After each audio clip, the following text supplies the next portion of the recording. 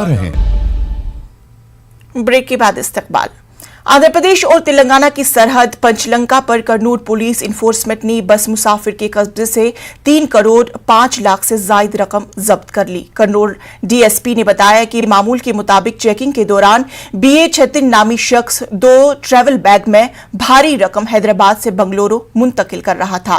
Police ने छतिन को हिरासत में ले लिया है। रकम इनकम टैक्स महकमे के हवाले किया है। कन्नूर तालुका पुलिस स्टेशन में मामला दर्ज किया गया है। कन्नूर डीएस ने कहा कि इब्तिदाई जांच के बाद मालूम हुआ है कि ये रकम रायपुर से हैदराबाद लाई गई और हैदराबाद से बंगलुरु ले जा रही थी, फिर बंगलुरु में चेन्नई पहुंचाया जा रहा था। ये रकम चेन्नई के मेडिकल कॉलेज की बताई जा रही है। उन्होंने वाजे किया कि इस रकम का इलेक्शन के कुछ ताल्लुक नहीं है। चेकिंग के एक और मामले में पुलिस को 1 किलो से जायद सोने के जेवरात को जब्त कर लिया गया है, जो हैदराबाद से कन्नूर मुंतकिल किया जा रहा था।